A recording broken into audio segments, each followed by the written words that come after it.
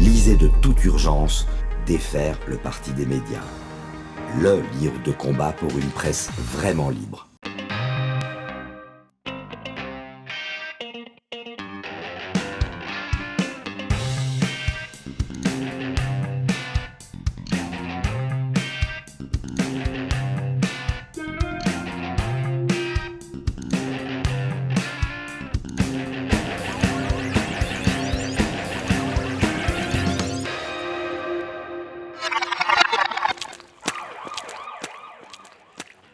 Salut à tous et bienvenue dans Tueur en série. Pour cet épisode estival, je vais vous parler de plusieurs choses, de plusieurs séries, à commencer par Peaky Blinders, dont la dernière saison est sortie sur Netflix. Avec cette question en suspens, Netflix, qui a débarqué dans la coprod de cette série de la BBC depuis la saison 5, a-t-il tué Peaky Blinders? On va voir ça. Et puis je vais vous parler également de Resident Evil, qui est sans doute la licence qui aurait été le plus massacrée, que ce soit en jeu vidéo, en film, mais aussi en série, puisqu'une série vient de sortir, toujours sur Netflix, et je crois que le mot « massacre » est trop faible pour décrire ce qui s'est passé. Et puis pour terminer par du positif, je ferai un petit tour rapide d'autres séries que j'ai visionnées récemment et que je vous recommande, en essayant quand même de vous véhiculer des bonnes ondes.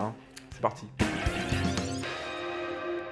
Comme convenu, pour commencer, je vais vous parler de Peaky Blinders, cette série de la BBC qui raconte l'histoire très romancée et très détournée, on est d'accord, de ce gang de criminels de Birmingham. Bon, je vais pas raconter l'histoire de la série, je pars du principe que tout le monde ici la connaît, et si vous ne la connaissez pas, eh bien tout ce que je vais dire ne vous intéresse pas. Donc quel est l'objectif? Déjà, avant de vous parler de la saison 6, la dernière saison qui vient de sortir, et de la saison 5 aussi, parce que c'est à partir de la saison 5 que Netflix arrive dans l'histoire, j'ai envie de vous dire que, personnellement, j'ai toujours trouvé cette série extrêmement surcotée. Je dis pas qu'elle est mauvaise, mais bon, faut se calmer quoi. Les gens, tu leur mets des scènes de mecs bien habillés, trop bien habillés d'ailleurs, qui avancent au ralenti dans la fumée sur une musique anachronique, et ils sont contents, ils deviennent complètement ouf. Désolé, je prétends savoir un peu de quoi je parle, parce que les films sur la mafia, le banditisme, la criminalité organisée, c'est quand même mon truc.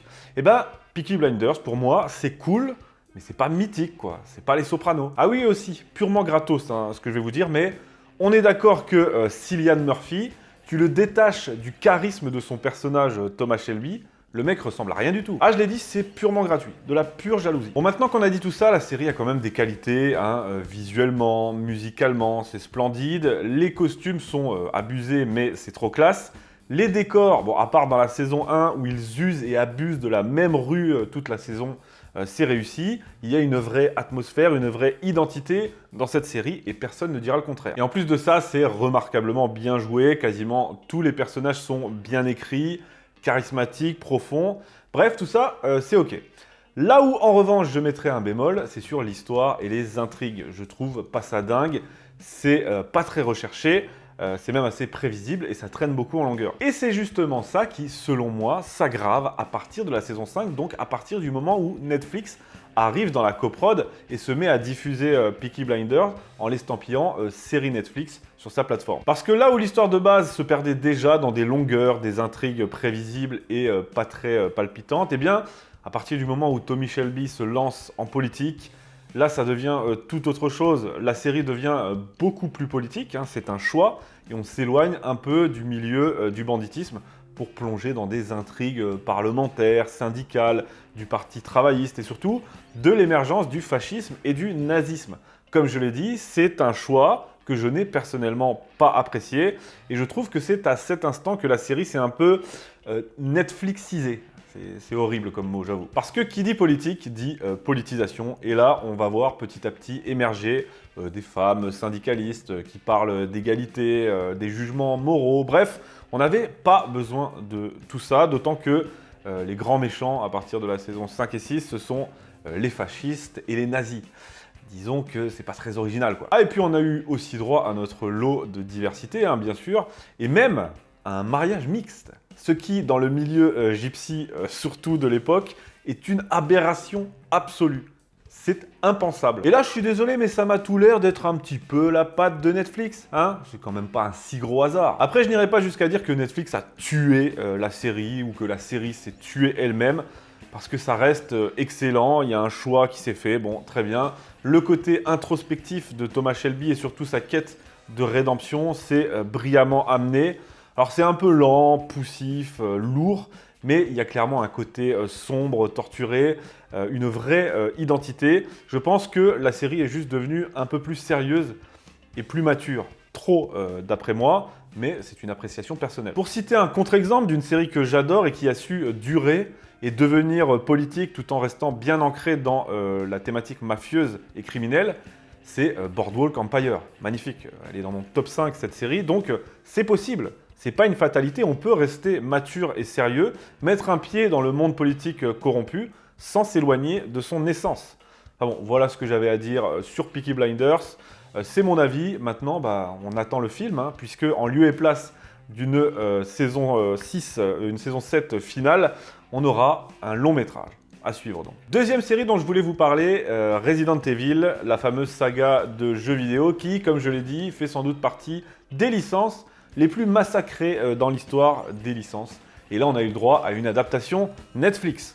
Alors, j'ai pas tout regardé, je suis pas allé au bout parce que c'est très dur, mais s'il y a bien un truc que je peux vous dire, c'est que c'est d'une nullité abyssale. J'aimerais vous détailler ce qui ne va pas. Le problème, c'est que rien ne va dans cette série, donc la liste est longue, mais je vais quand même vous parler des principaux problèmes. Problème est un bien petit mot. Le jeu d'acteur, épouvantable, c'est malaisant à regarder. Et ça concerne à la fois les acteurs principaux, c'est-à-dire la famille Wesker, mais aussi les zombies. Oui, les zombies jouent mal dans cette série. Non mais regardez ça, franchement, le maquillage, je pense qu'ils l'ont pris chez Action. Et vous sentez, rien qu'en les voyant, que c'est des comédiens qui jouent aux zombies. C'est absolument pas crédible. On n'y croit pas une seconde. Et puis quand on regarde une série post-apo avec des zombies, normalement la première chose qu'un spectateur fait, cherche à observer, c'est le comportement des zombies. Il cherche à les étudier, à savoir à quel point ils sont développés, à quel point ils sont intelligents, à quel point ils ont développé leur force physique, etc. C'est ça qu'on cherche à savoir. Alors que là, les zombies sont gérés n'importe comment. Tantôt ils sont hyper vigilants, ultra athlétiques. Tantôt c'est des vaches dans un pré qui sont incapables de franchir la moindre petite clôture. Bref, tout le monde joue mal, même moi je joue mieux. Hein. C'est pour vous dire, là, regardez, pour cet épisode et pour tous mes épisodes, je suis en train de réciter un texte que j'ai sous les yeux. Et c'est un texte que j'ai appris. Et ce texte, je dois le jouer un minimum à la caméra, vous voyez ? Et je le fais mal, c'est nul. C'est nul, mais c'est mieux que dans Resident Evil, je vous le garantis. Les décors sont dégueulasses, franchement c'est mal fait, c'est pauvre, c'est vide, c'est sans identité. La bande originale est à se verser du desktop dans les oreilles juste pour voir ce que ça fait. Et l'histoire est divisée en un nombre incalculable de sous-intrigues qui la rend complètement claquée. Plus claquée qu'elle ne l'est déjà en plus, avec un pseudo-message anticapitaliste à 2 balles. Ah oui, et la famille Wesker a été totalement grand remplacée au passage, hein. Ça c'était gratuit, c'est Netflix, tout va bien. Regardez, ça c'est Wesker dans les jeux vidéo, et ça c'est le Wesker de Netflix. Du coup, sa fille est noire également, et son autre fille est asiatique. Parce que, pourquoi pas? Bon, c'est pas vraiment ses filles, puisque c'est pas vraiment Wesker, c'est un clone de Wesker qui s'est créé 2 filles médicaments pour le T-virus. Bref, on s'en tape complètement, l'histoire est pourrie. En gros, ce qu'ils ont fait avec cette série, c'est reprendre le pire des jeux vidéo et d'ajouter à ça le pire de la saga de films, cette fameuse saga avec Mila Jovovich, qui est mauvaise, elle aussi. Mais si vous voulez en savoir plus là-dessus, je vous renvoie à l'excellente vidéo du joueur du grenier. En résumé, fuyez cette série, elle s'est faite défoncer par la critique, ses notes sont lamentables et c'est totalement mérité. Pour conclure avec un peu de positif, j'aimerais vous recommander à nouveau la série Better Call Saul. Une série qui est absolument magistrale. Non mais vous allez la regarder cette série ou pas? Elle n'est pas encore finie, là on est dans la deuxième partie de la saison finale et on a droit à un épisode tous les mardis. Mais franchement c'est fabuleux, si vous ne l'avez pas vu, foncez. Pour rappel, c'est le préquel de Breaking Bad, donc c'est ce qui se passe avant Breaking Bad. Et c'est centré sur l'histoire de Jimmy McGear, alias Saul Goodman, l'avocat véreux de Walter White. Et je me répète, mais c'est l'un des personnages les plus touchants et les mieux écrits que j'ai jamais vus. Dans Resident Evil, tout est raté. Dans Better Call Saul, tout est réussi. Honnêtement, je ne sais pas vous dire ce qui ne va pas. C'est génial. Et puis pour finir, vous allez peut-être me détester, parce que bon, ça vole pas très haut, et puis c'est un peu du divertissement pour ados. Mais je ne peux que vous dire que la saison 4 de Stranger Things est excellente. Oui, monsieur. L'histoire de Max est superbe, les acteurs, les décors, la photographie, c'est au top. Et surtout, la bande originale. S'il vous plaît, c'est génial. Ça nous fait aimer à nouveau Kate Bush. Bon, après, ça reste Netflix. Et contrairement à Better Call Saul, qui miraculeusement est épargné par tout ça, eh bien, dans Stranger Things, sur la bande d'amis qui sont une dizaine de jeunes au total, on a 2 homosexuels. Voilà, c'est le monde selon Netflix.